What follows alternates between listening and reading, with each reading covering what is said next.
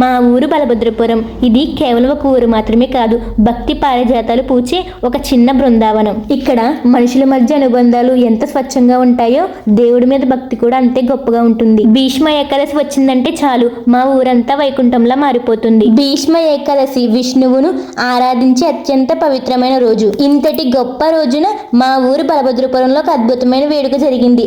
అదే శ్రీ రుక్మిణి సత్యభామ సమేత వేణుగోపాల స్వామి వారి కళ్యాణం. సాధారణంగా కళ్యాణం ఎప్పుడు జరుగుతుంది, కానీ భీష్మ ఏకాదశి రోజున జరగడం దీని ప్రత్యేకత.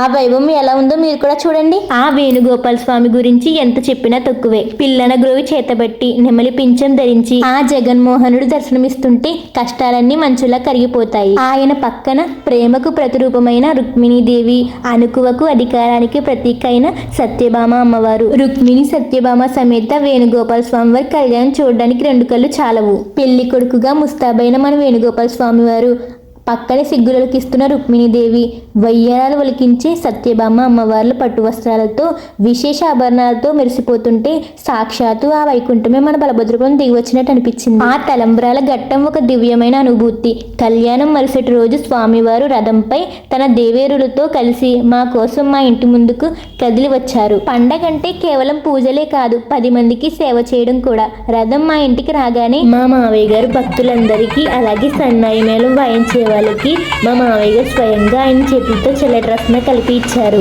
ఆ ఎండలో వాళ్ళ దాహాన్ని తీర్చడం చూస్తుంటే మానవ సేవే మాధవ సేవ అనిపించింది. మా మావయ్య గారు ఆప్యాయత రసనలో కనిపించింది మాకైతే. మా ఇంటి వైపు ఏ దేవుడు ఊరేగింపు వచ్చినా మా మావయ్య గారు ఇలాగే రసన కల్పిస్తారు అందరికీ. పసుపు పచ్చని పూల రథం, సన్నాయి మేళల సందడి, ఇంటిల్లి పాది ఇచ్చే హారతులు, ఇది మా బలభద్రపురం వైభవం. చిన్న పిల్లల నుండి పెద్దవాళ్ళ వరకు అందరి ముఖాల్లో ఆ చిరునవ్వు చూసారా, అదే దేవుడిచ్చిన ప్రసాదం.